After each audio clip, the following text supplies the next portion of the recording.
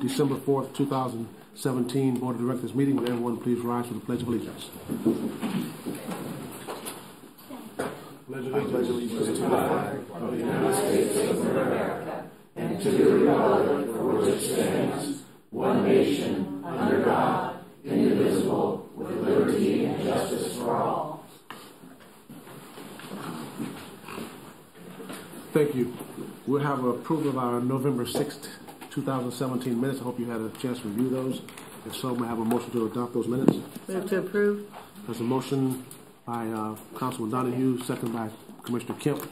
Any discussion? Seeing no further discussion, all those in favor, let them know by saying aye. Aye. Opposed, likewise. Motion is adopted. Now we have public input on any agenda items. Do you have anyone speaking on agenda items? No one on agenda items, okay. We have the consent agenda. Hope you had an opportunity to approve the consent agenda. Look at the consent agenda. Is there any discussion on the consent agenda? Seeing none, I have a motion to approve the consent agenda. Moved. Second motion and a second to approve the consent agenda. Any discussion? Seeing no further discussion, all those in favor, let them know by saying aye. Aye. Opposed, likewise. Motion is adopted. Moving to the regular agenda. This is quick today, ladies and gentlemen. Chairman's report. As you all know, Ms. Egan is going to be leaving us after this meeting. This is her last meeting with us, unless she changed her mind over the past couple of days. Stay with us. She's going to cold, rusty Pittsburgh. The football team is playing better than ours. We can admit that. But this is her last meeting with us, and she's going on to Pittsburgh to become their executive director of a much larger, much more better funded transit agency. And we hate to see her go. But in every life, we have to understand that people have to move on to higher grounds. And she's also going because she has family closer to Pittsburgh, if I remember that right. Yes, sir. So today we're going to recognize her. I'm going to read a little bio that staff gave me. They told me if I don't read it, I'm in trouble. So I'm going to go through this. As we all know, Ms. Egan, Chief Executive Officer of HART, which averages about 45,000 passengers a day, approximately 14 million trips annually on a locally express buses, flex service, HART Plus paratransit, and the TICO line streetcar. Under her leadership, HART has greatly expanded public-private partnerships with entities such as Megabus, Red Coach, Coast Bike Share, Yellow Cab, and Transdev, and HART is continuing to pursue partnerships that provide travel options beyond traditional buses. In 2016, the agency kicked off a paratransit cab service pilot program that curbed the growth of paratransit while providing patrons same-day service for the first time. HART was awarded the ISO 14001 certificate as the first transit agency in Florida to receive the certification. HART also introduced a performance scoreboard to pay for performance this year, launched Farmers Market as its busiest transit center outside downtown Tampa, and on September 5th launched the first phase of Regional Fare program, allowing patrons to purchase regional 3-day fares on their smartphones. In November 2016, HART and Transdev launched HART Hyperlink, the country's first transit agency-operated rideshare program, averaging nearly 100 trips a day by mid-January 2017. HART anticipates introducing autonomous vehicles pilot services in 2017. Prior to stepping into the role of CEO, Ms. Egan was HART's Chief Operating Officer. During her tenure from 2010 to 2015, ridership increased over 20% and fare box recovery increased over 25%. During the same time, service miles have expanded only 4%. Ms. Egan was awarded the Florida Diversity Council's 2016 Powerful and Influential Women's Award, was named the Tampa Bay Business Journal's 2016 Businesswoman of the Year for Economic Development, and was the Women Transportation Seminar's Women of the Year in Tampa Bay in 2016. She was one of the Business Journal's People of the Year to Watch in 2016 and made the Business Journal's Powerful 100 list in 2017. You sure you want to leave?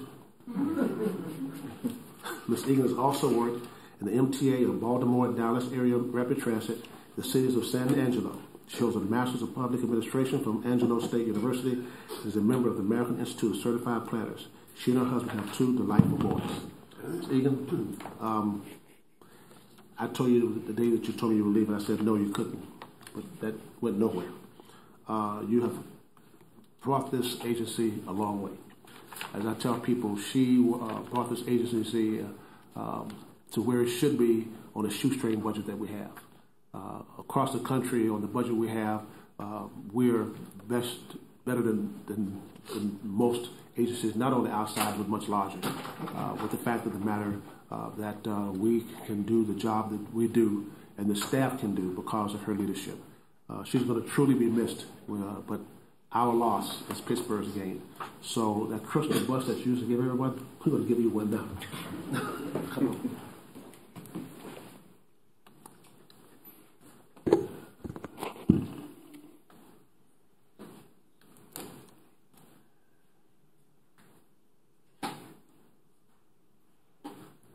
Boy, this is tough.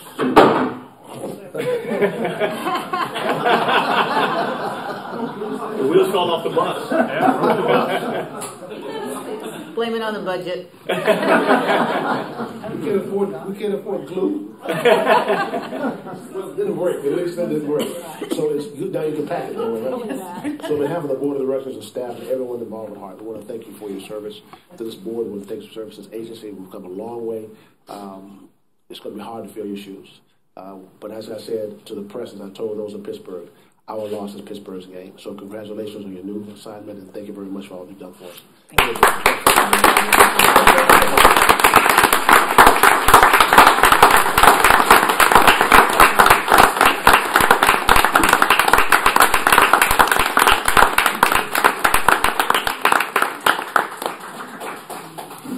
So I've never held one of these things before.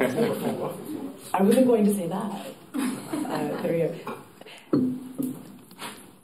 In speaking to our board members separately, I discussed that this was a difficult decision, that for the first time in 20-odd years, I had an opportunity that was close to family. But I want to clarify that's the family that I have by blood, not the family that I have by transit. I'll take credit all day, Commissioner. But the things that this agency has done is because we have a staff which is much greater than you would expect and more focused on taking care of our community. You hear me say that our community owns a service, we just run it. It's not just one person saying that out of 800. It's everybody behind me who believes that, who has done this really fantastic work for Tampa Bay. So as much as I will miss everybody, you won't miss me, because the people who have made it magical and made the wonderful stuff happen are still here. And none of you are allowed to give notice. Okay, let's not forget that. It's been not just a pleasure, not an honor, but a defining point, not just for my career, but for me as a person to have had this opportunity. Thank you, Councilman Suarez, for sort of trusting Philip and asking me if I would step in as interim. Thank you to the board for this opportunity to move from interim to CEO. It's an exciting time for Tampa, and advice is always go out at the top of your game, and this team is at the top of the game. There's amazing things ahead. Regional fare collection, the autonomous program will be up and running and doing some really cool things. Mission Max is still bringing really great results to us, not just financially, but Temple Terrace, 200 people a day are on Hyperlink. This is all stuff which comes from an entire community that's invested in transit. And thank you for the opportunity. Thank you.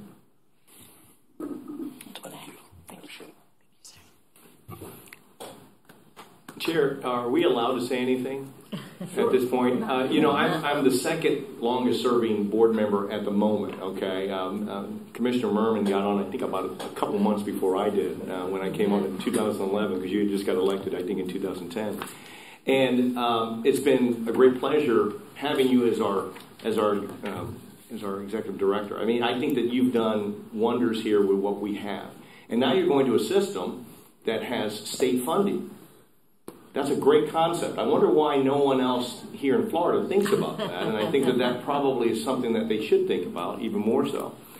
But with all the challenges that we had, moving from Armijo to Philip, then from Philip to you, the transition between you and Philip was seamless, and it worked out very well for all of us. I hope that you've enjoyed your time here as much as I've enjoyed serving on the board while you've been the executive director and at one time the chair. So I hope that you enjoy it. I lived in Pittsburgh for a while, so I want to tell you, winters are fun there. Okay, first time I ever saw snow, being a native Floridian, was in Pittsburgh, and it's a great city.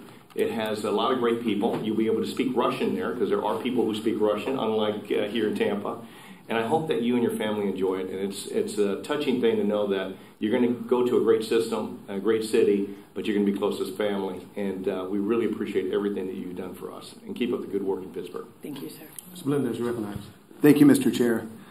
I echo Mr. Suarez's sentiments. And Catherine, I just want to, so grateful for the opportunity to be on the board while you were CEO.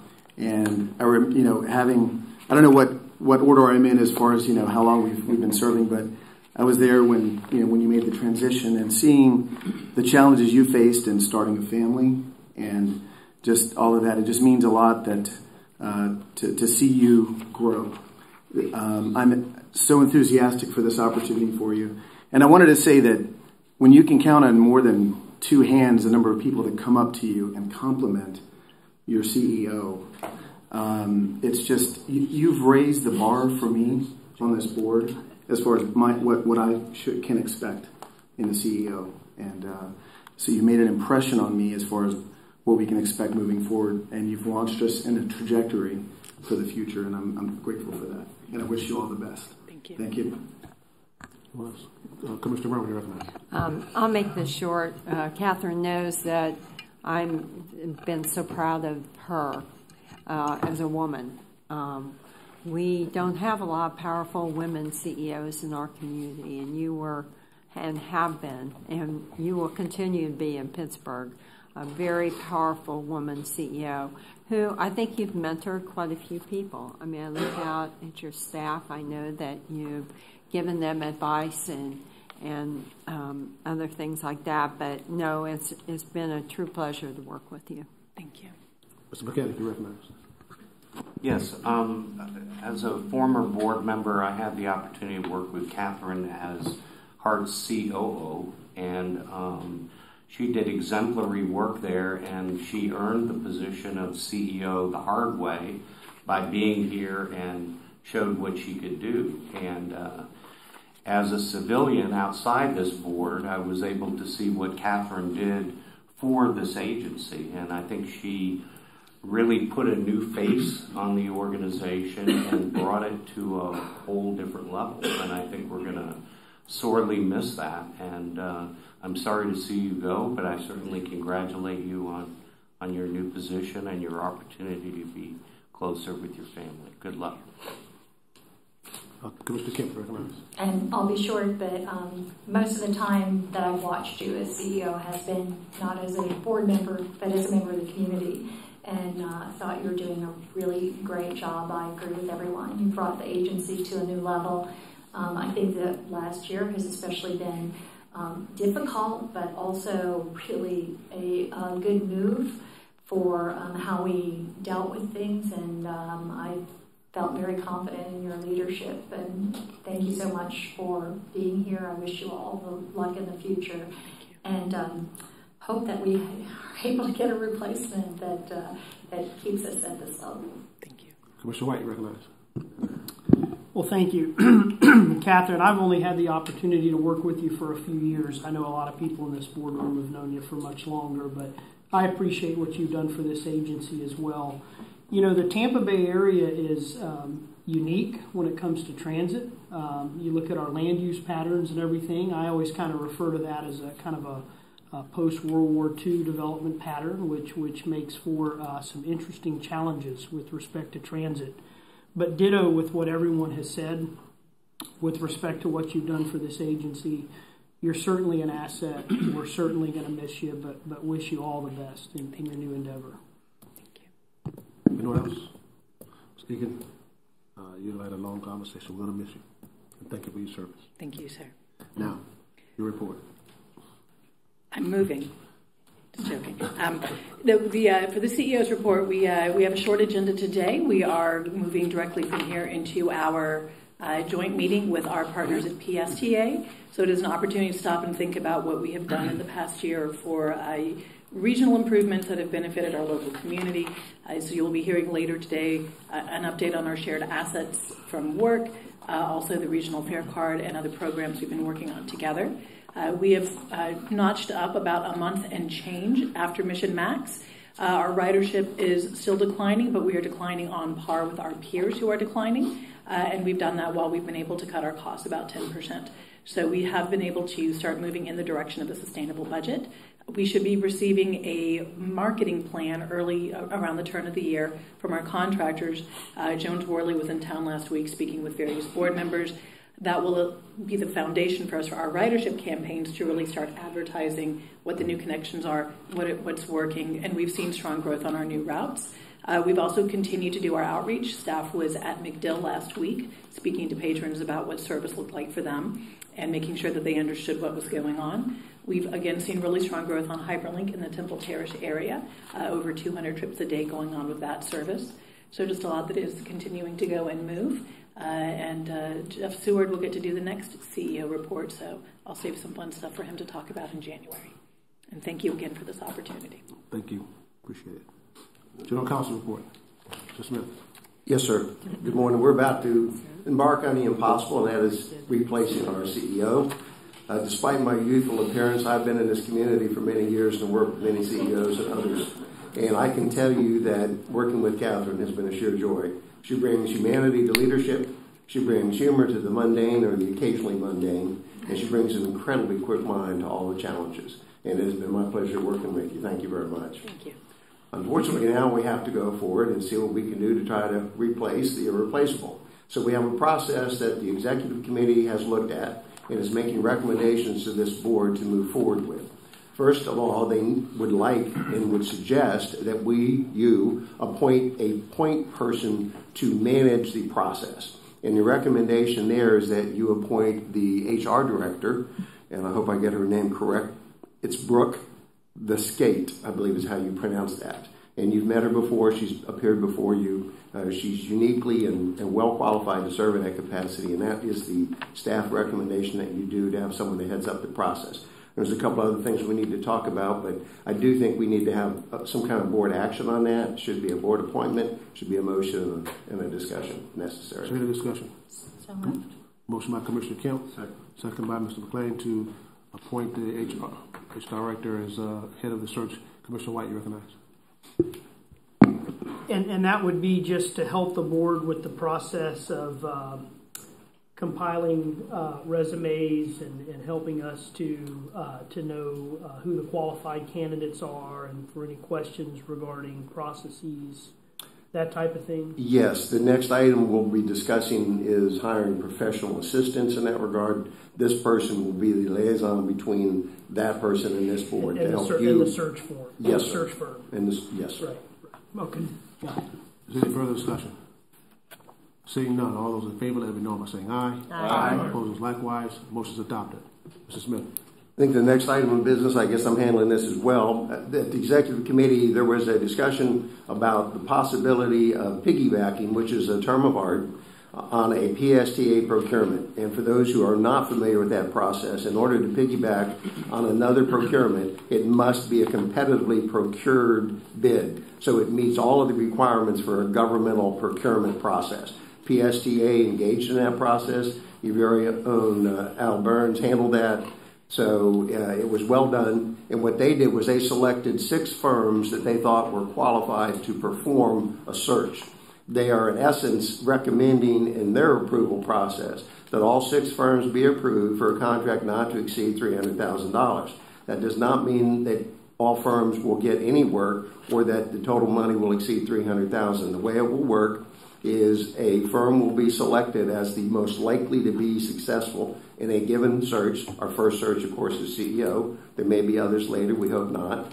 And then the staff will negotiate with that firm and find out a price, scope of work, etc. If that is unsuccessful, they can return to someone else on the list. So you have a competitive process in terms of the pricing. So you have 6 firms that are about to be approved by PSTA. And let me explain that as well. Ordinarily, you would want to piggyback on an approved procurement. What this recommendation is that you agree to piggyback on their procurement if it is approved on December 6th. my recommendation to you as council is if it changes in any material way from that which is in your backup material, we may have to revisit this in January. But if they stick with exactly what they have recommended for approval and you recommend contingently that you do that, then that would be valid. So we'll make sure we keep an eye on that process so you don't run afoul of anything. So the issue right now is whether you would recommend, again, a board motion to approve piggybacking on a PSTA procurement for the search firms that have been selected. Is there any discussion? Commissioner Kim? Just a quick question. Hold on. Was that a motion, Commissioner Kim? Is there a second? I'll second. There's a motion by Commissioner Kim, second by Commissioner Berman. Mr. McClain. David, just to be clear, you kept saying 6 firms in the listing here. It states 7. Is it 7 firms or 6 firms? Oh, must have got 6 from the date, December 6th. Right. It's easy at my last year's to. Thank you. Mr. McClain. Mr. Chairman, just a couple of questions. Has the and I'll just ask them both at the same time, and then the staff can respond. Has the staff looked at these 7 companies and made their own judgment as to whether they are well qualified for this work? And then I guess the second question is, this board action today is only authorizing the staff, our point person, to begin negotiations with one of the companies with the idea that if that were unsuccessful, that then the second or third choice would then be party to a negotiation, and ultimately the contract goes back to the board. To answer your question, I'm going to ask staff, Mr. Barnes. Yes, good morning, Mr. Chair. On page 4 of your packet, you'll see a board committee, a board action item.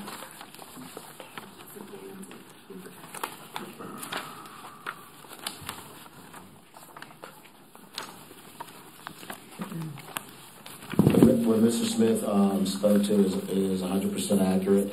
And what staff did in anticipation of PSTA board awarding a contract, staff evaluated the proposals that were submitted on this PSTA solicitation. I'll just read the procurement consideration. HART executive staff met on Tuesday, November 28th to discuss the CEO search and transition strategies. The executive committee voted unanimously to approve staff's recommendation to utilize the PSTA executive search contract pending its approval at December 6th PSTA board meeting. This contract has language that allows HART to participate. Following the direction of the executive committee, the procurement department formed an evaluation committee to review the proposals from PSTA executive search solicitation that had prior national CEO search experience. The selected firms were KL2 and Krautheimer & Associates. The same evaluation criteria that was used in the initial solicitation was also used in the evaluation of the aforementioned firms. The proposals were evaluated by an evaluation committee of 3 members from HART. Brooke Bascate. I got it right this time? Okay. Director of Human Resources and EEO Officer. Greg Bracken, Director of Operations Support, ADA Officer, and Lena Pettit, Director of Executive Office and Board Support. The evaluation criteria specified below was used to identify the most qualified firm to perform the services. The evaluation committee met on November 30th to discuss the findings and potentially rescore the proposals based on discussions of findings by the group. Scores for the firm were as follows.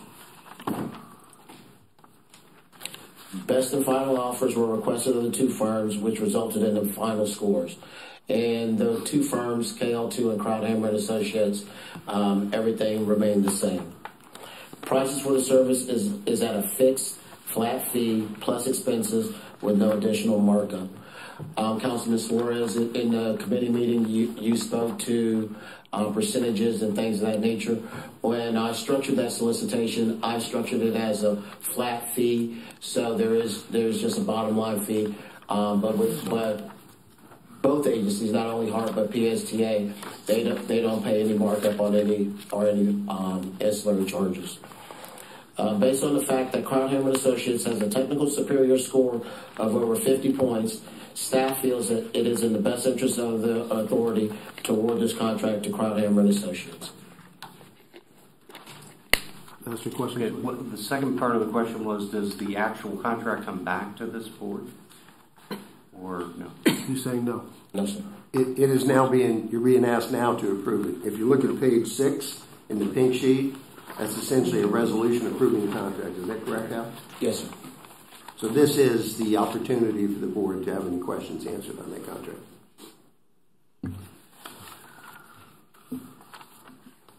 Any further questions? No, that's okay. Commissioner Merman, you recognize. Thank you, Mr. Chair. In the discussion at the executive committee, I brought up an idea about if a management consulting firm could apply for the CEO position in this process while we're looking for a CEO to help, really go in and take a look at the organization so it's up and ready to go. Is that a possibility? I would say staff, whatever the board's pleasure is, that's what staff will do. I believe, if my memory serves me correctly, the question was asked and the response that was given, if, for example, the firm that you brought up earlier during committee was to be put in that position, that would preclude them from being a member of the actual search. But they're not going to be a member of the search now, right? Because we're approving this contract with Krauthammer. Excuse me, good question. I didn't mean as in regard to the company that we picked to award the contract to. I made a reference to if the principal of that firm chose to put his name in the hat or submit his resume for consideration. I see. So they'd have to pull themselves out of yes, the whole thing. My memory serves me right. Okay, and they would have to notify who about doing that? I'm not saying it's that one firm. It could be another firm, but right. Your question is actually addressed to the next item of business on the same issue, where there's a recommendation from the executive committee that you hire the current CFO, Jeff Seward, as the interim CEO. I'm not sure whether your recommendation is that this agency serve in the CEO capacity or serve as an adjunct with the interim CEO. But that would be after the approval of the contract. The current item before you is simply the approval of Krauthammer and Associates as the search firm, pursuant to the terms of the contract outlined on page 6. And then that would be the next issue for discussion. Okay.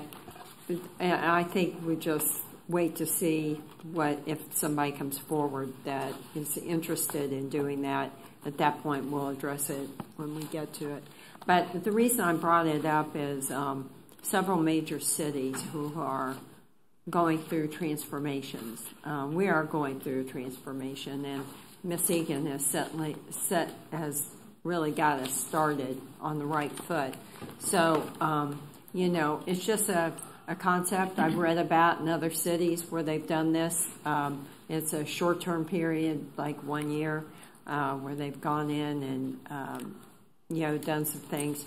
But I just wanted to see if it is possible. I have not had anyone contact me at all, just so disclaimer.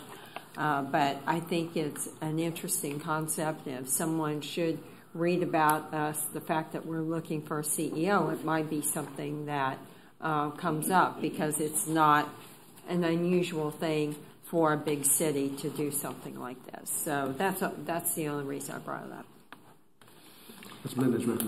Thank you, Mr. Chair. And Commissioner Merman, thank you for your comments, and definitely enjoyed the discussion at the Finance and Audit Committee. Kind of recalling that, I think I just had a question first.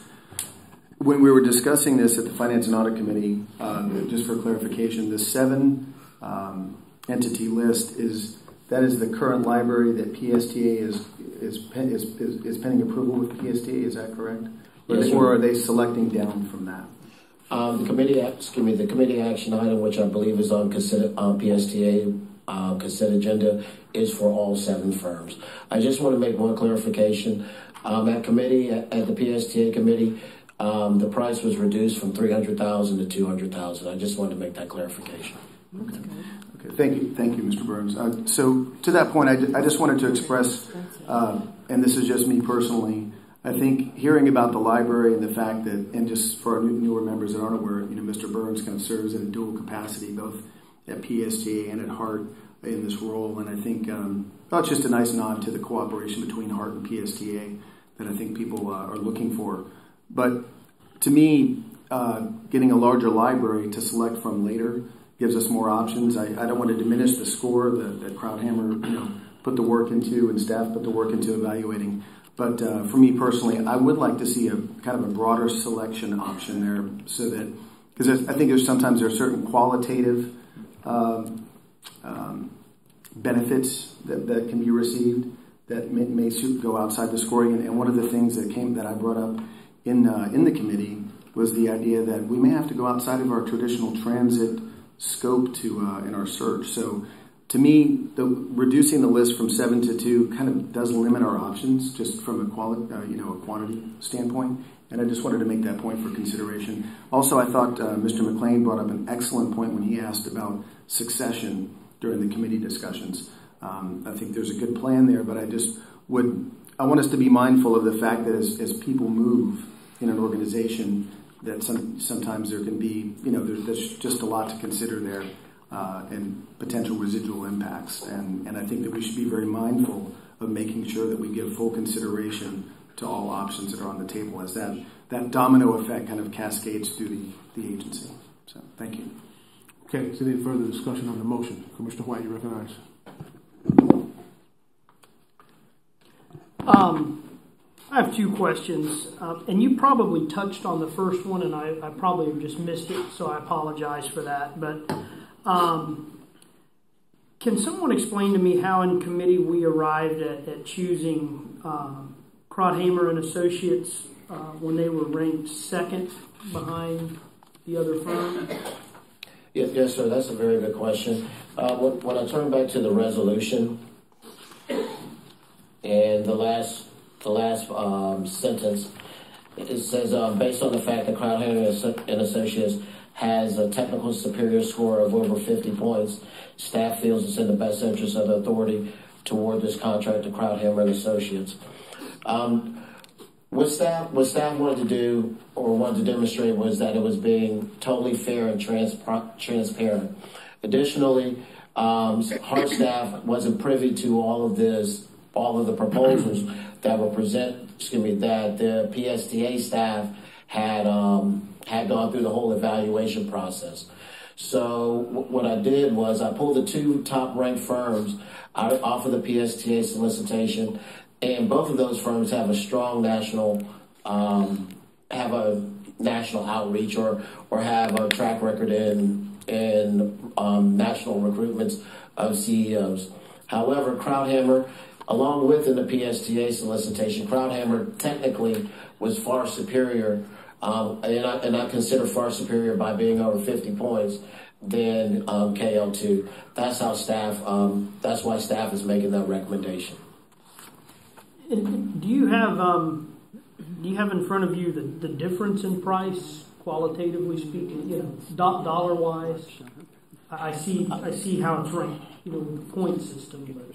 And that's my mistake, Commissioner. KL2 submitted a price of $42,000 for the national search. Krauthammer and Associates submitted a price of $63,000 for an executive search. Okay. And I apologize for not having that in the past. That's okay, and I'm not trying to grill you here, but in your opinion, this technical, the dollars are worth the superior technical score that we see here. Well, that's the evaluation committee's opinion. Now, what I will tell you, Commissioner, is this is not a precedence that what staff is doing or recommending the technical superior score versus the overall score. Mm-hmm. But Brooke could speak to the actual decision. Yes, so with Krauthammer, like we're saying, the technical score was far superior. They have about 45 years of experience, 100 plus years with their staff. They have a lot of transit experience, nationwide and local, public and private, but they also had a lot of experience with other positions, not just in transit, which we thought was a great thing too. I do want to note that we are working on a succession plan that hopefully will start. We signed, you all approved an ADP contract in September, and succession planning is something that we're definitely looking at agency-wide. That was the biggest reason where we felt like, although pricing was higher, they also know HART, and I'm not just saying this because it was my boss, but they did select our CEO. We were very happy with what they did. From an HR recruiter standpoint, I think that they did a fantastic job and brought somebody in that helps with our transformation at HART. We think that this is definitely a pivotal moment, and based on all of their experience and some past knowledge of HART, we feel like that they are the best candidate to move us forward, to get a great candidate. They have a pretty aggressive timeline, which I think you all know that although Jeff is ready to go forward, we do want to get the CEO in to make sure that we keep moving forward in a positive way. And with that aggressive approach, we think that they can do that. Okay. I'm satisfied with the explanation that's been given. I just wanted to better understand the committee's methodology, and I trust the work of the committee. I am familiar with the concept that Commissioner Merman's talking about, where a firm versus an individual comes in and offers the executive functions of the organization. And if that's something that this board were to decide to do, it wouldn't necessarily have to be on a, quote, interim basis. The board might opt to move forward with that for a month, for a year, for 2 years. So I would just like to know that if we approve this resolution, whether or not firms will be eligible to apply for the executive position versus just individuals, because that's something I'm interested in exploring. I don't believe there's anything in the contract with Krauthammer that limits them to individuals. I have not seen the document itself, so if it's their recommendation that you have a collective leadership serving in a CEO capacity, I guess that's something they could recommend.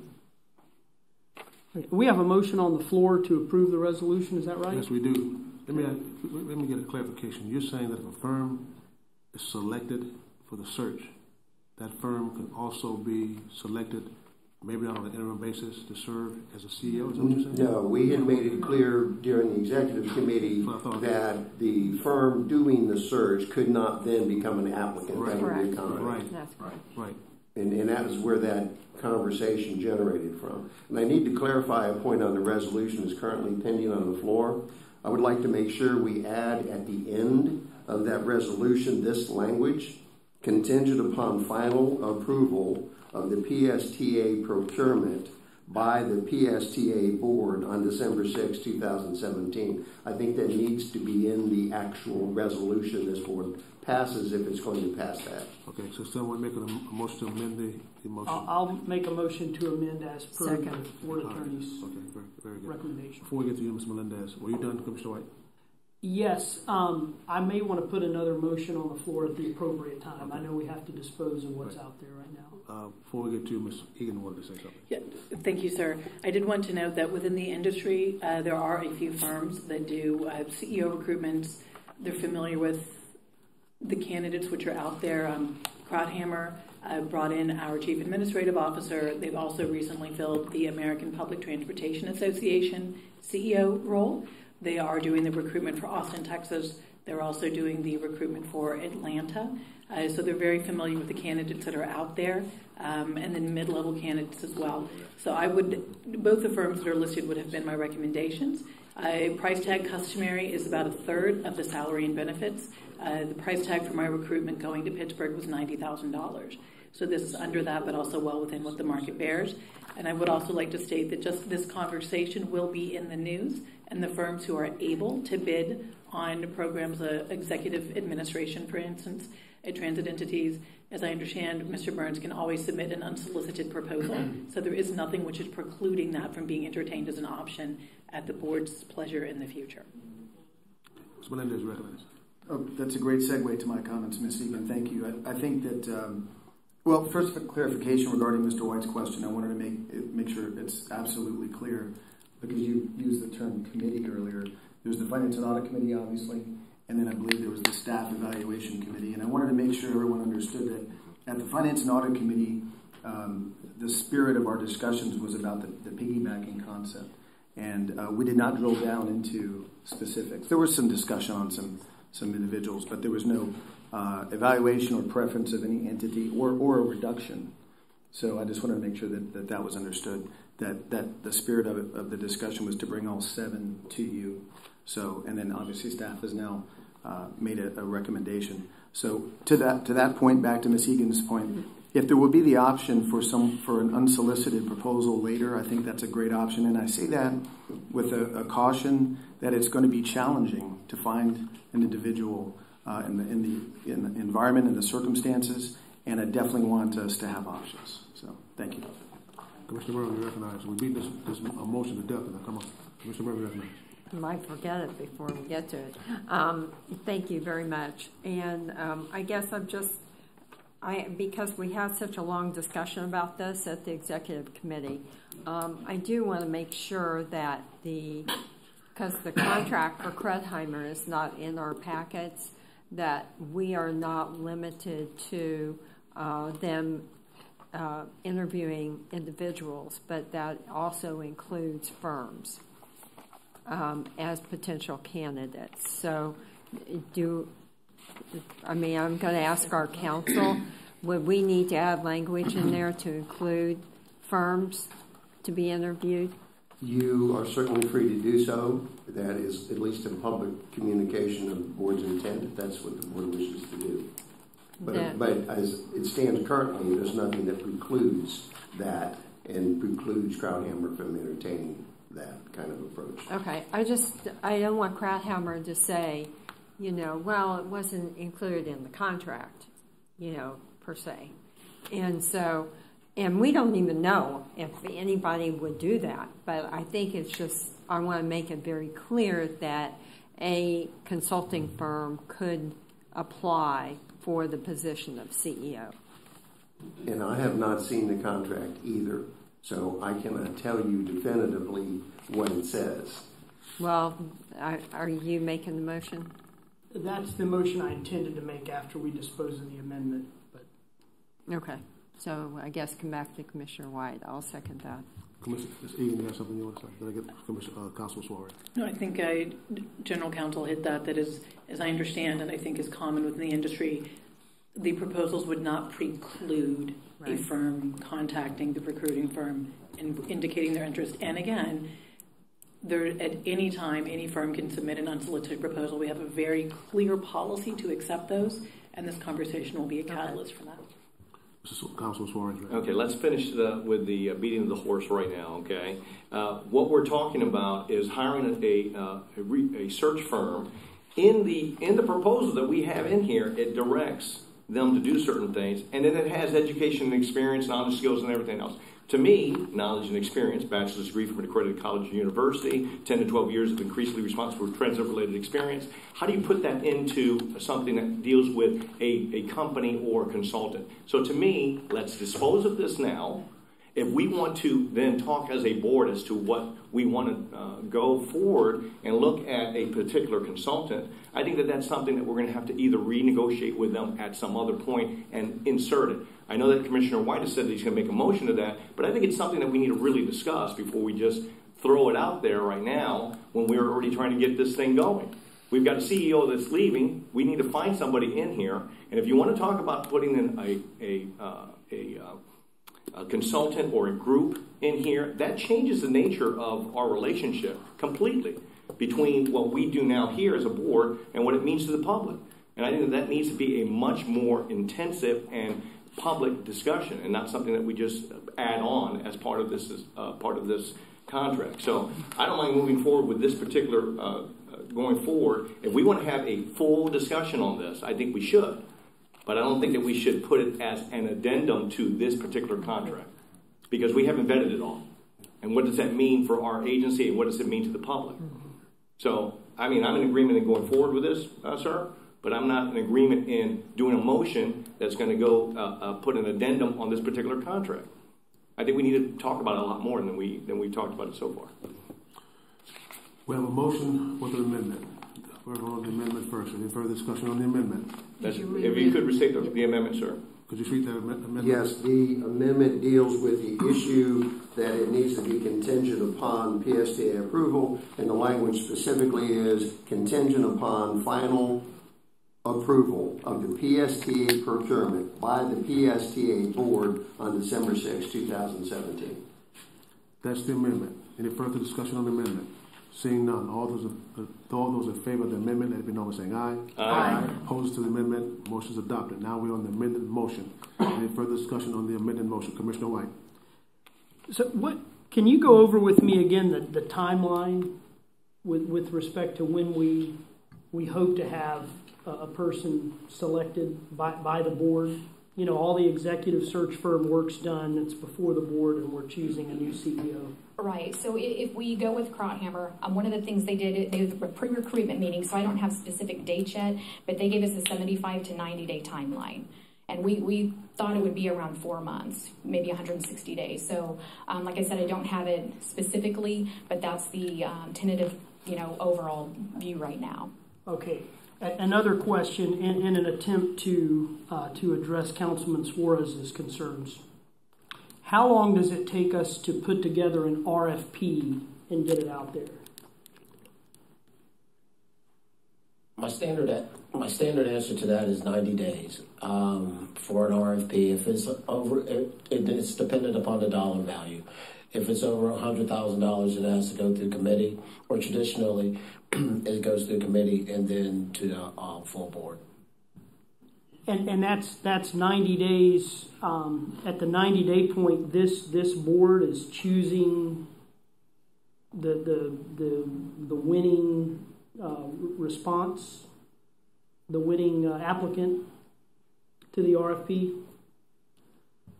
I'm not quite, David, if you... It's probably the first board meeting thereafter. So it takes about 90 days to process it. You don't want to be about processing 120 days before the board that'd be more accurate. sees it. Okay. I'm gonna, because it sounds as if that would, be pretty much in sync with the timeline for choosing a traditional individual CEO if we decide to take that route. So just so that this board would have an opportunity perhaps to weigh all of our options, perhaps side by side, since the timeline seems to be in sync, I'm going to make a motion to direct staff and board counsel. You can't make a motion, there's a motion on the floor. Yeah, Okay. we're still working on it. Okay, that's right. We'll dispose of the motion on the floor. Is there any further discussion on the amended motion? Seeing none, all those in favor, let it be known by saying aye. Aye. Opposed, likewise. Motion is adopted. Did you want to do something now, Mr. White? Yes, I'd like to make a motion to direct staff and board counsel to prepare an RFP for carrying out the executive functions for the HART agency that would be open for firms. Pardon me? You kind of went down there. Say it again. I'd like to make a motion to direct staff and board counsel to prepare an RFP for executive functions for the HART agency that's available for firms to apply. Is there a second? Second. Motion by Commissioner White, second by Commissioner Merman. Is there further discussion on the motion? If I could, sir. Councilman Suarez. I'm going to vote against your motion, primarily because we haven't talked about the nature of what bringing in either a company or consultant, because a company can come in here and say, we'll run it for you. Guess what? We're getting rid of all the staff, and we're going to run it ourselves.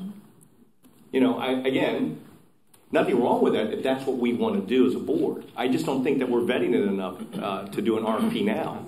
I think we have to have a real discussion about what this means and then go forward from there. We know what the traditional model looks like. If we want to change the traditional model, then we need to have a discussion about it. I don't think we're having a full discussion about it yet. So I'm going to vote against the motion based on the knowledge of what that motion means. Donnie, you recognize. I'm going to vote against the motion as well, because one of the accolades that we laid at Ms. Egan's feet is that she's built a sustainable staff, and I, for the life of me, can't figure out why we would go against that model. We know, I remember you saying that during the hurricane that you felt empowered because you knew that the people behind you knew the answers. And, you know, I have a favorite cartoon that I keep at my computer, and it's basically two cavemen facing each other, and one has a round apparatus and the other has a square one, and the group with the square says, "We really liked your idea of that wheel, but we tweaked it." And personally, I find that committees are not the best servants for this position. So I realize we haven't had a lot of discussion. No one has been able to convince me at this point of the merits of having a group run this organization, whereas, and we just heard it today, that Ms. Egan put humanity in leadership, and that to me is what I'm looking for. So thank you for the opportunity to speak. Ms. Melendez, recognized. Thank you, Mr. Chair. Yeah, I'd like to express concern over the motion for some of the sentiments already shared, but also I turn to the word competition. You know, when we go out into the sphere, we're already out there. It's you know, we're talking about it right now in the public. In the search, I'm just going to be blunt. In my preliminary constituency communications, it's going to be tough. And to then say, you're not only competing against, you know, hey, check out this position in Tampa, you know, it may or may not be available to you. Those appear to be incongruent.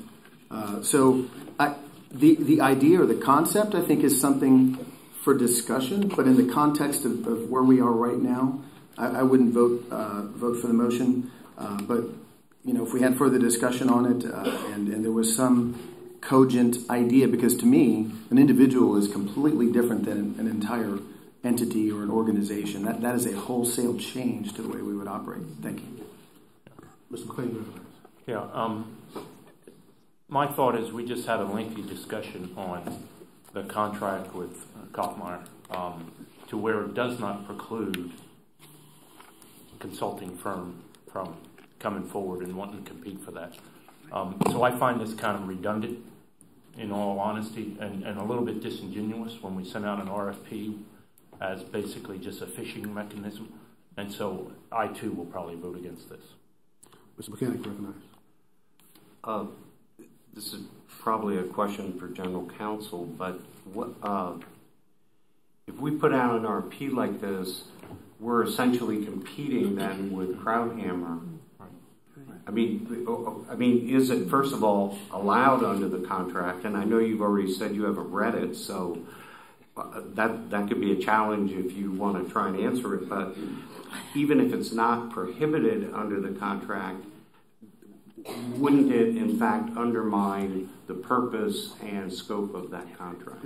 I'm going to answer the direct question, but I'm always cautioning myself to avoid trading in the policy orders. That's not my role, but that's a mixed question. And I think the answer is, if you have a procurement out there in which Krauthammer is searching for a CEO and you have another process that's been engaged or started, it's going to be very confusing to the applicants. If I were a CEO candidate, I would be very careful about whether I'd even start that process, because I'm spending time and effort and energy, and yet this board may want to go in a different direction.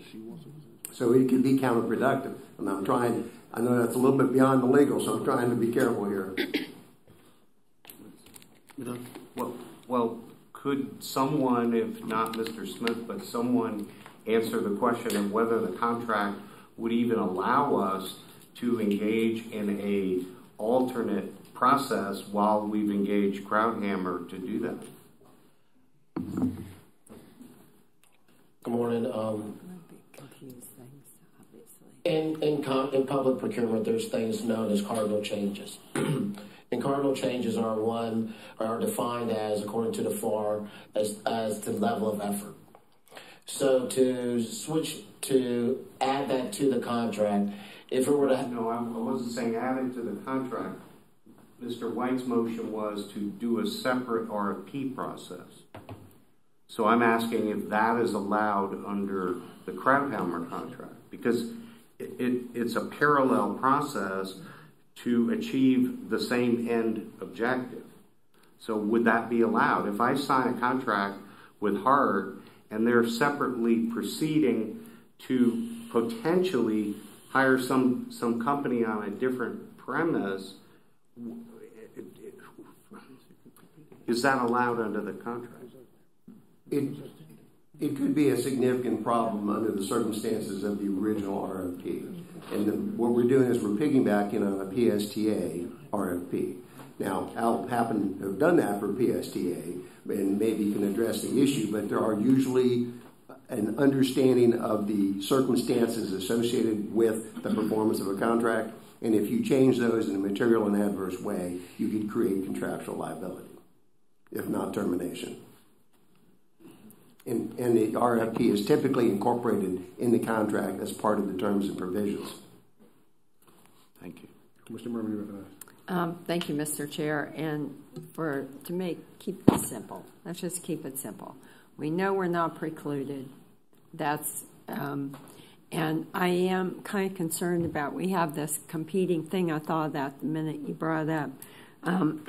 I just was thinking of having language in there that would, in addition to individuals, have firms. But I will say, when I first brought this up at the executive meeting, I said, because of what HART is going to be going through over the next 5 years, especially the transformation. Catherine and I have talked about this so much. We have to go from a bus system, traditional old bus system, to a transit agency. And that is going to take a lot of skill and expertise, and I hope we find it through Krauthammer. But I want to be broad in our thinking. And if we can include other options to do that, and you're saying we're not precluded, then let's just use that. And if someone does apply, then we'll have that conversation when we get to it. Is that, Councilman Suarez, does that answer you and answer your concerns in a way? May I ask the answer? No. Here's why. We need to talk about us as a board making policy as to whether or not we actually want someone or an organization to run the agency. That's correct. Again, and I'm not going to do it backwards, which is, let's do the RFP, have someone apply, and then we make the decisions. Hey, look, really, we want to have an individual instead. I'd rather us have the discussion as to whether or not we want an organization to run it. If we're going to have that discussion, and as a consensus, everyone says we should have an organization to run it, let's do it. But I'm not going to do it backwards and say, well, now that somebody's applied, let's talk about them taking over, even though we haven't had a discussion about an organization doing it. You may not agree with my reasoning, but that's the way I think about this. We should have a designated plan as a board to come up with policy going forward. And if it's a consultant or a company or anyone else, we should make that decision first before we go out on the street with an RFP. That's the way I feel about it. I personally, I don't want to hire somebody just to come in and run this agency just like it is plan right a meeting, now. Ma'am, plan a meeting to go forward and do it. So, okay. All right. So I guess I asked the question, got the answer, but that's my I think answer. we know where the votes are stacking up, so we're not going to win on this. But I think we're not precluded, so we'll see what happens. Mr. Menendez, recognized. Thank you, Mr. Chair. Yeah, I think we're in agreement in that we want broad options. But it's the how we get there. And Commissioner Merman, I want to acknowledge there's certainly a difference between what you proposed and what Commissioner White proposed with respect to both of you. So I acknowledge that. I think that, and this is, I guess, more of a procedural question or theoretical question. But if we have parallel RFPs or parallel efforts, could we not be at risk of breaching contract or not fulfilling one of those RFPs or contracts? I believe my brain is telling me we could be at risk. So, thank you. Mr. Kemp, recognized. Thank you, Mr. Chair. There's plenty of reasons I think I've heard around the dais for not moving forward on this motion. Just generally, though, I would like to say that I do think there's possibilities for this, but I agree with Councilman Suarez that if so, we should have board item that we move forward, we find out other agencies and who operates with the consultant, who doesn't, how it works, what the implications of. This should be a process that we explore and then decide that this would be a possible way for the agency to move forward. Doing it kind of, this way is, it was kind of very surprising that Miss Egan's gone or is leaving, and I think it's no time for us to embark on thinking about this at this time. I think it would be, I think we really need to do it with deliberation and thought, and I also think it would definitely hurt our opportunities moving forward for who might apply for this position, be interested. We have a motion on the floor by Commissioner White, seconded by Commissioner Merwin. Commissioner White. Mr. Chairman, I'd like to withdraw my motion. I can see where this is headed. I would like to take a crack at one additional motion, and if that doesn't get traction, then I'll quit while I'm ahead. So I would like to make a motion. Whoa. You withdrawing your motion? Yes, sir. Commissioner Berman, you withdrawing your second? Yes. Okay. If I was a mean chair, I would say that motion comes off the floor and we vote it up or down. But I'm inclined to pass the gavel and make a motion to lay it on the table that it does not come back again at all.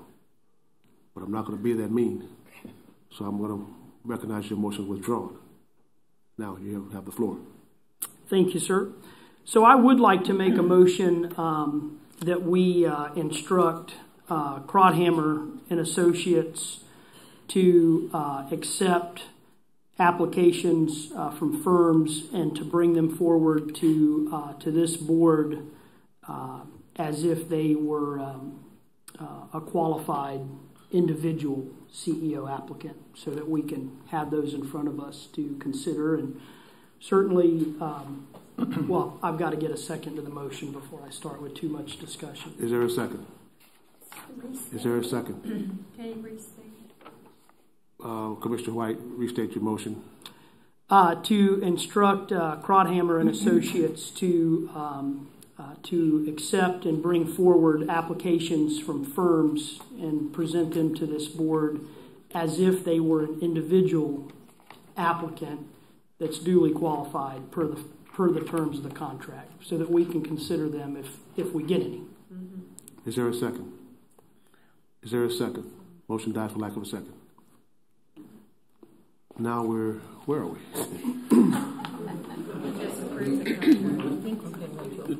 Okay, we got good. Back to you. I'm sorry. Yes, sir. We've done 2 of the 4 items that are related to the replacement of our irreplaceable CEO.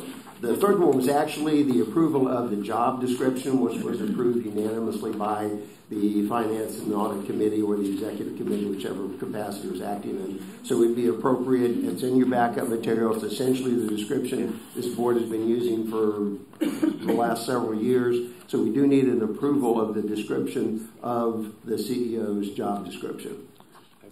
You heard the comments by the council. Is there a motion to accept the description of the accept the job? Motion by, okay. We have a motion and a second. Is there further discussion? All those in favor, let it be known by saying aye. Aye. Opposed, likewise. Motion is adopted. Mr. Smith.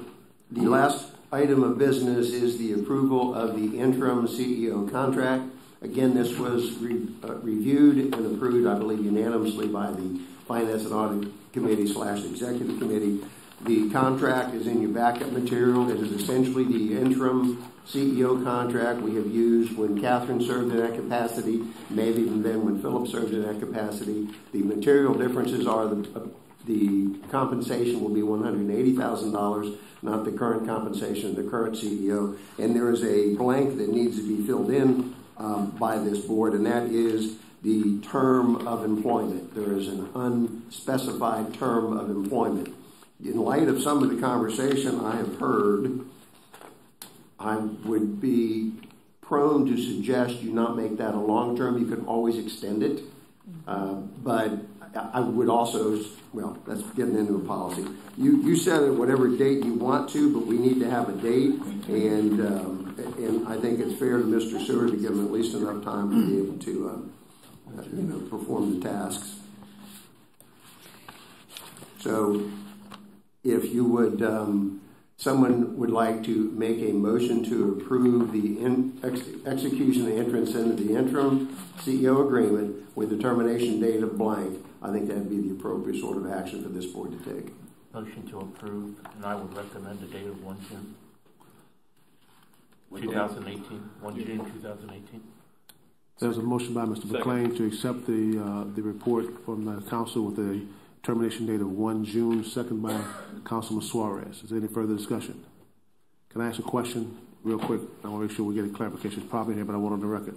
Once we have selected a CEO, that Mr. Seward would go back to his position as a Chief Financial Officer. Then that is specifically in his interim contract. That is one of the other material provisions. He does want to be able to go back to his previous job. Okay. Here. Is there any further discussion? Seeing none, all those in favor of the motion, let it be known by saying aye. Aye. Opposed, likewise. Motion is adopted. Ms. Egan, you want to say something? No, sir. I want to. It's a procedural thing. Yes, sir. I believe we do need to. David's got a few more items left. Okay, just making sure. Nothing more on replacing the CEO, but I do want to bring to your attention and send you backup materials that at the January meeting, we'll be electing the officers of the board, and you will be receiving materials soliciting a survey, a response from each of you directors to indicate what committees or boards you may be interested in serving on. That material will be compiled by staff and circulated, and there will be an election at the January 8th meeting, I believe it is, in which the new officers, chairman, vice chairman, secretary, will be elected at that meeting, and that is the process we filed. If you have any questions based on looking at the background material, I'd be happy to answer those for you. I want to make it clear I'm always available at any time. You should have my direct line and my cell phone number if you should need to reach me. Any questions or discussion on election of officers for next January? Okay. Ms. Egan, you recognize. Sir, I would like to clarify that this board does need to approve interim CFO signature authority today, or does not need to, and I believe Mr. Burns has an update for that. Good morning, Mr. Chair. Al Burns, Director of Procurement.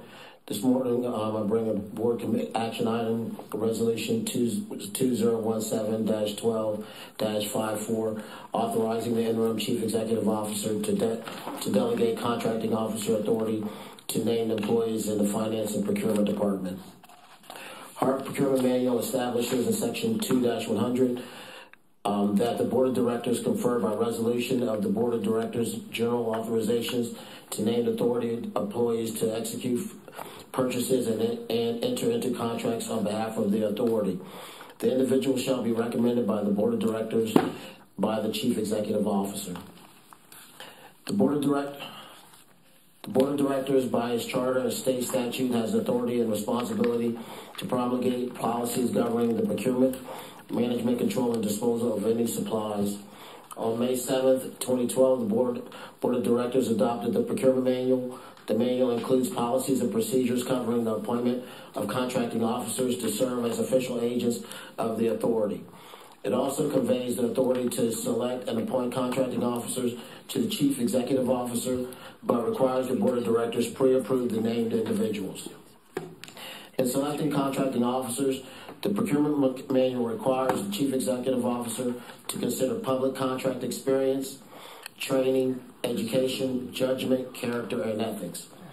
Mr. Lucian Campello of the Finance Department at times may need to be a signatory delegate in the absence of Jeffrey Seward, interim Chief Executive Officer, not to exceed $500,000.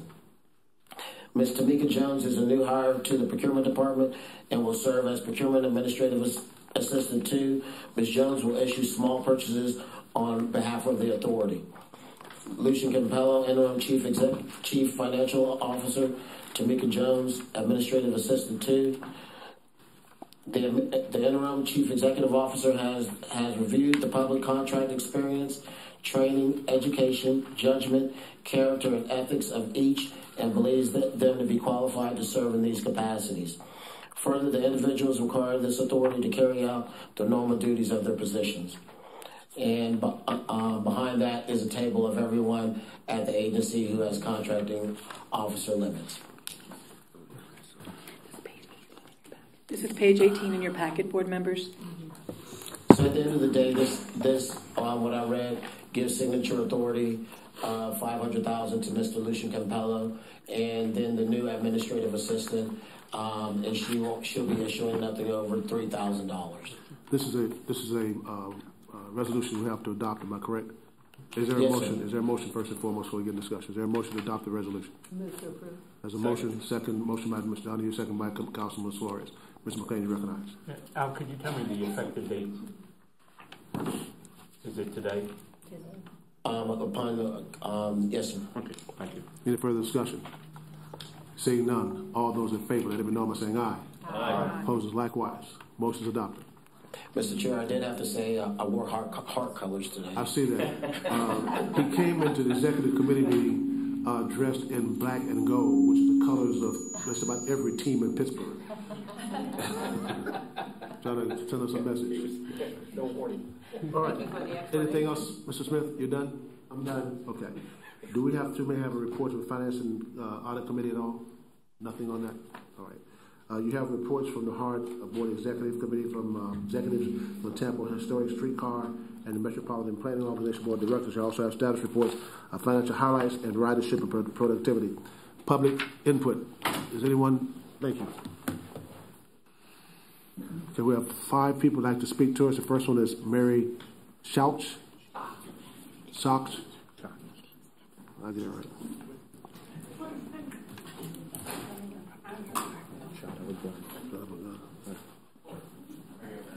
I'll have her follow you. Okay. Follow. Good morning. Everyone has 3 minutes when they come to speak. Good morning. Okay. My name is Mary Schock, and I'm here, and I know I've been in front of the HART Board before, but as a businesswoman, I understand data, but as a licensed clinical social worker, I also understand human aspect of things. So I feel that it's important for you to know the human experience of HART, and being that I am blind and the state of Florida will not allow me to drive, I depend on public transportation. So I accidentally fell into hyperlink last week, and because I did not make a HART Plus trip in time, and I was thrilled about it. The next day I rode the Brandon Flex. I was bragging about it. One of the patrons on there did say he tried to ride hyperlink and was not able to because there were so many trips that day. So I thought that was great, good, people are using it.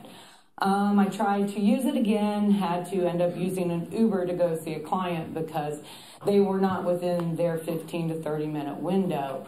So I had to cancel that trip and move on.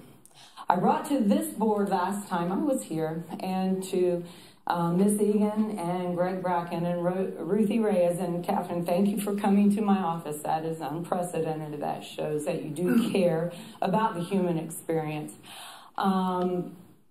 But at that time, on August 22nd, we let the 3 of them know that the Hyperlink app is not accessible to blind people. I spent an hour and a half the other day trying to set up a profile for my business using my name with my credentials. I had customer service set up, my personal one. I wanted to put my debit card in there so I could track my expenses that I use for my business when I go see my clients. I'm a Medicare provider, and Medicare doesn't, they have a lot of people who are homebound, so I do provide that for them. But anyway, I spent an hour and a half and wasn't able to do that. This gentleman from Hyperlink scheduled an appointment to come to my office to help me the next day, and I thought that was fantastic. And he said, can I be there at 9? I said, no, I have a client at 9, how about 8? He said, great. So at 7:53 the next day, when I got on a bus at 6:15 in the morning to go to my office to meet this gentleman, I get a call at 7:53 that he is canceling my appointment. So I was a little perturbed by that. Greg Bracken has let me know that the company that owns the app is coming out this week to look at it. I'm not confident that they have the expertise since they didn't make the app accessible in the first place. From talking to Hyperlink, there are 12 other places in the United States that they operate, So it's my understanding then that there are other blind people across the United States that aren't able to use Hyperlink because of this inaccessible app.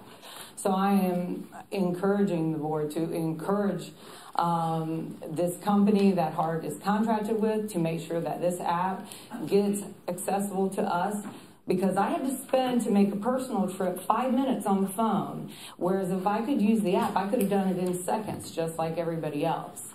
So it's an unequal benefit, and I would appreciate, as a business person and for my personal use, that this app become accessible. Thank you. Thank you. Marian Guzdella. Remember, everyone, you have 3 minutes. I'll take you up there.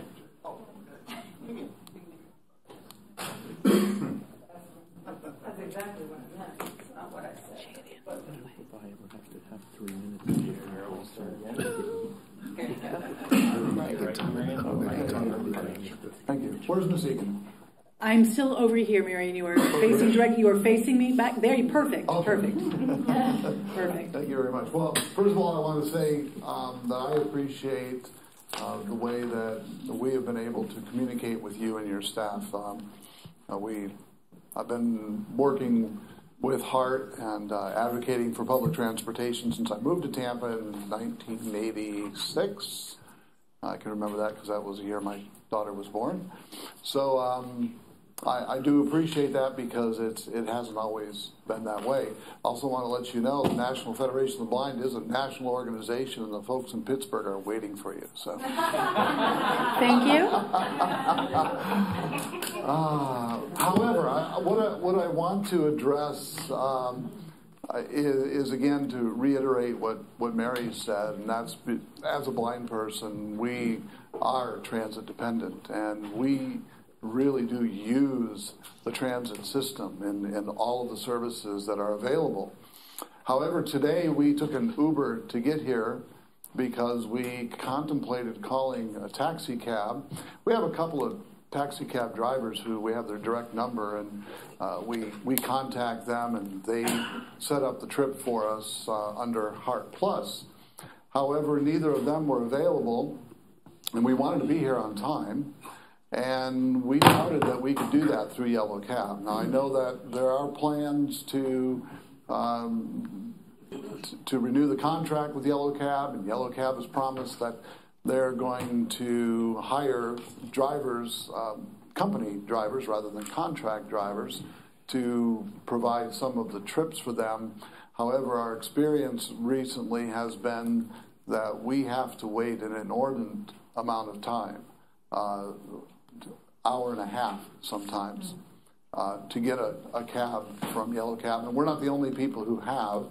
And I believe that part of the reason is that, from what we're told by other cab drivers, when the call goes out for a cab, the cab drivers know that it's a HART Plus fare and they don't want it. So we are being provided, again, as Mary said, an unequal benefit. And because of the fact that this is a contract with HART, HART is responsible for providing that unequal benefit. So I want to really, really encourage looking at alternatives to the Yellow Cab, or at least other things in addition to the Yellow Cab. As an example, so we waited an hour and a half for a Yellow Cab, sometimes longer than that. However, when we called for our Uber this morning, it was there in 5 minutes.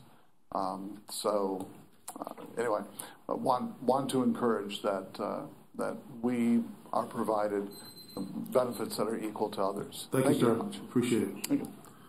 Pierre Matherin. Oh.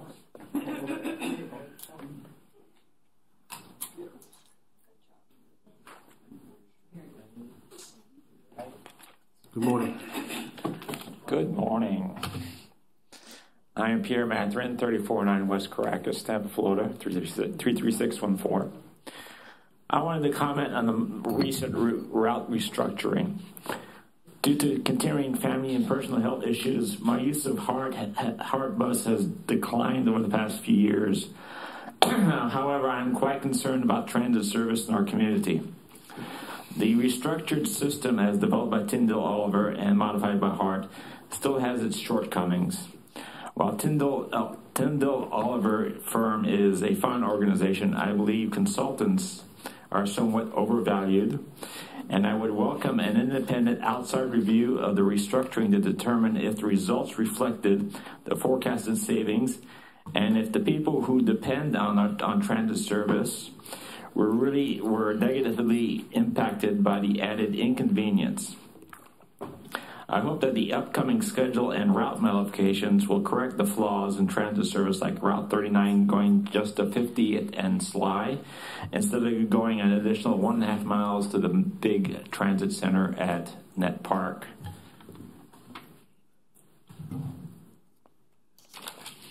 I want to wish Miss Egan the best as she assumes leadership at the Port Authority Transit in Pittsburgh.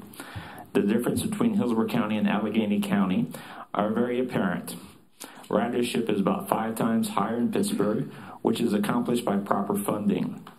While local funding is about the same in both locations, the Commonwealth of Pennsylvania provides about $235 million in operating assistance versus the $5.8 million the state of Florida provides in operating assistance for HART. I strongly urge board members to communicate to our state legislators about the lack of state funding for transit. But our community should not have to rely or wait for Tallahassee to act. We need to provide more local funding.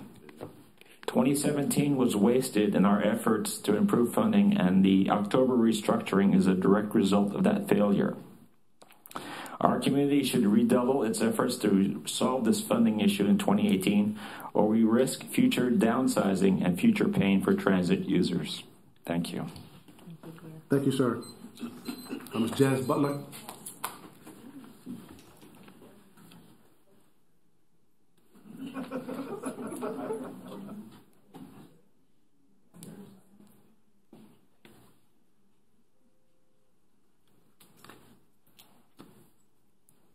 And the podium is right in front of you.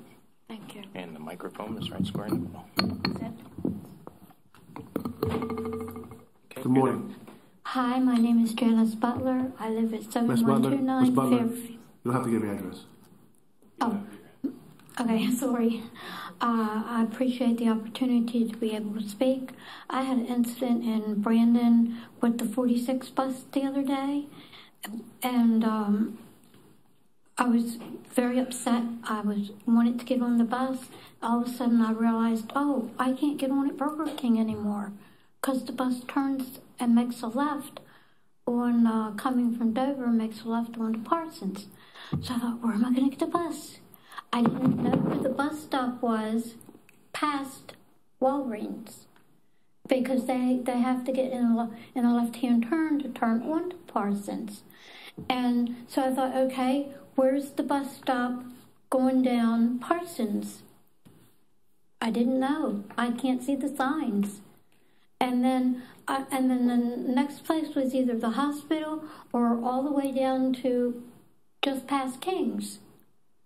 So it's, you know, and you've got family and friends and everybody helped you until you ask them. And then it's, oh, well, can't this one do it or that one do it? Or I got to take the kid to the blah, blah, blah. And so it goes. So I don't know where the bus stops are anymore.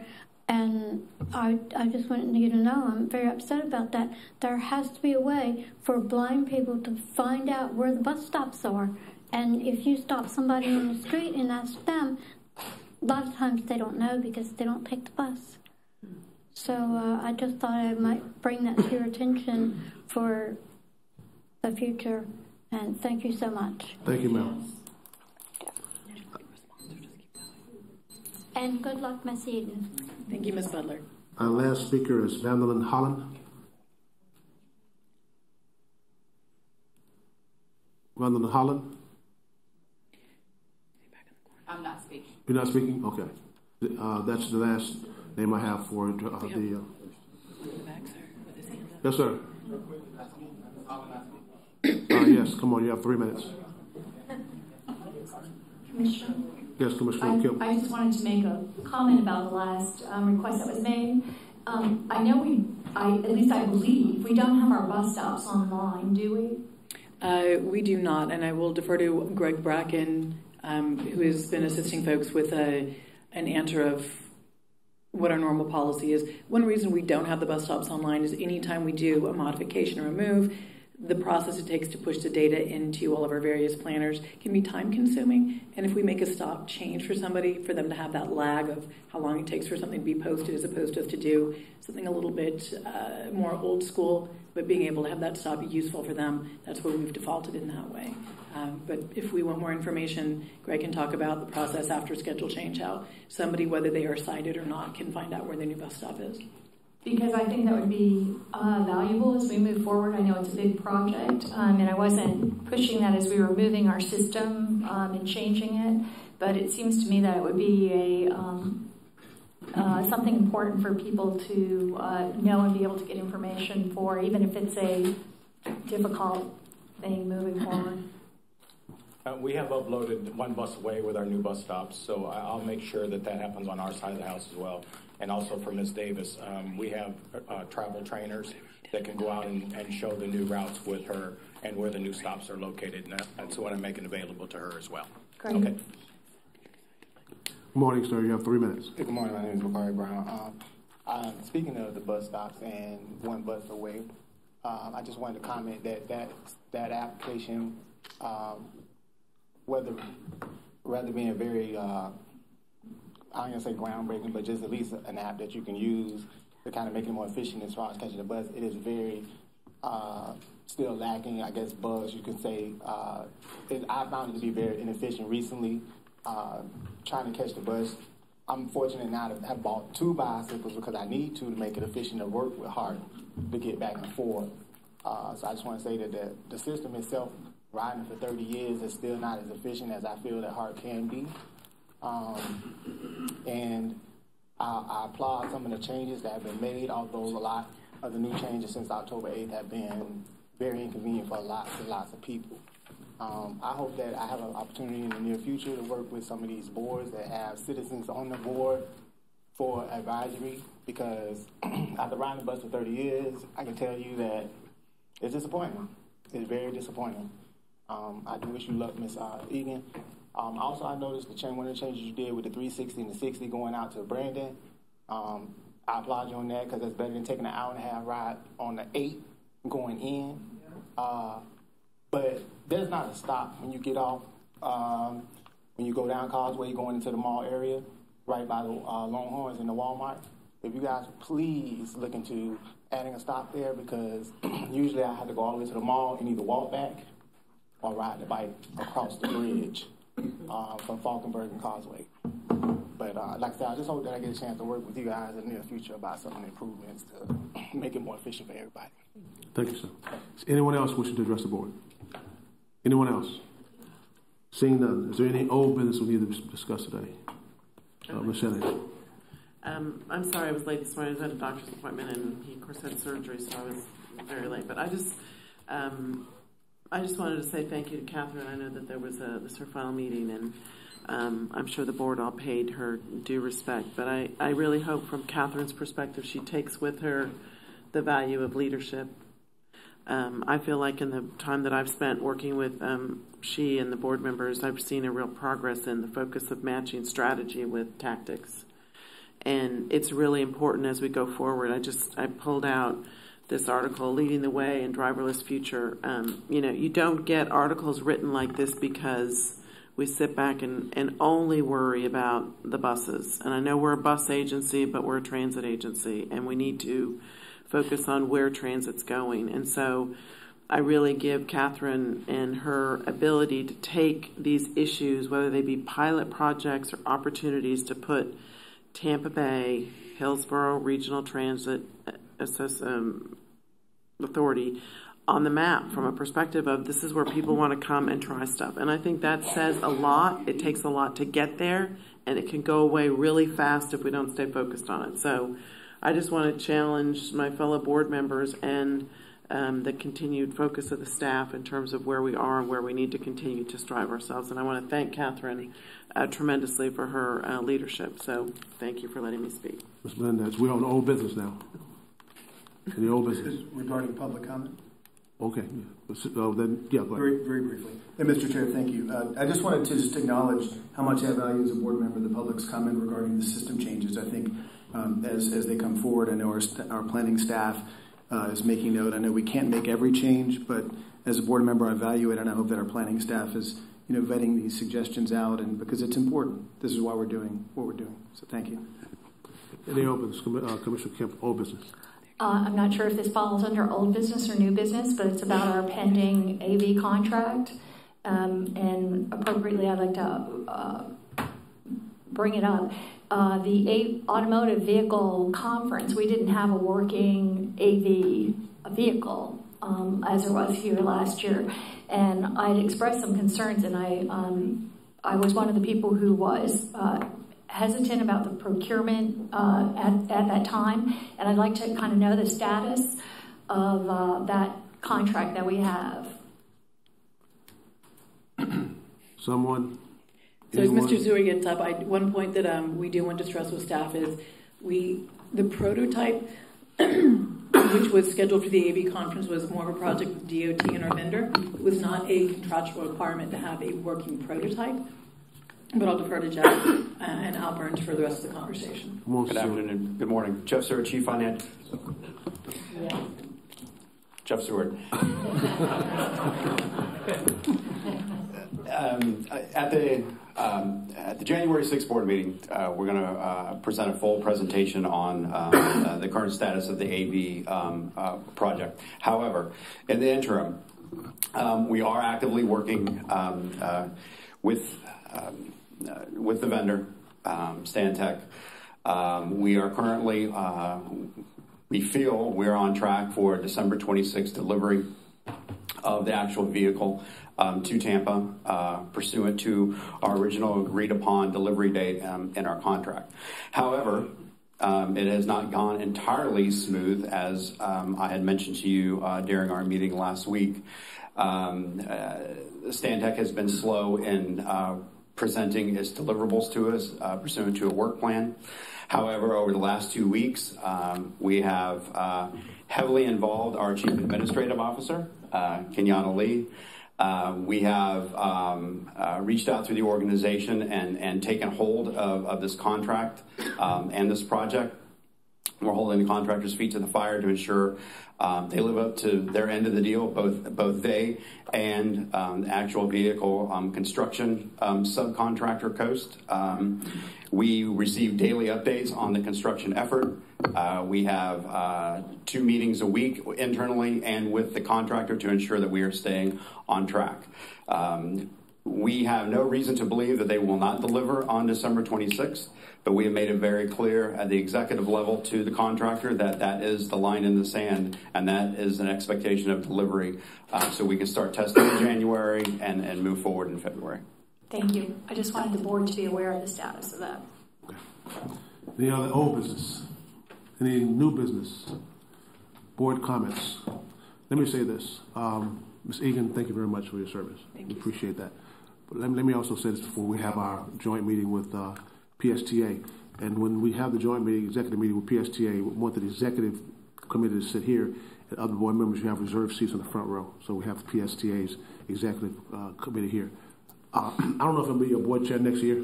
I hope I am. I hope I didn't make anyone mad by serving your chair. But let me say this.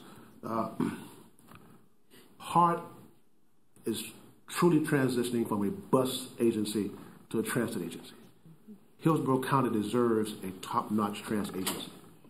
No doubt about it. We're bringing in 32 to 35,000 people a year moving to this county, and they deserve, with the citizens are here, and whether you're handicapped or not handicapped, a transit agency. But we cannot be a transit agency on the shoestring budget we have now. I can't remember the gentleman's name, came forth and said, go to Tallahassee and ask for funding. Having served up there with Commissioner Merman, you come to me as a legislator, ask for funding, the first thing I'm going to say, what are you doing for yourself? If you're not doing anything for yourself, I'm not going to do anything for you either.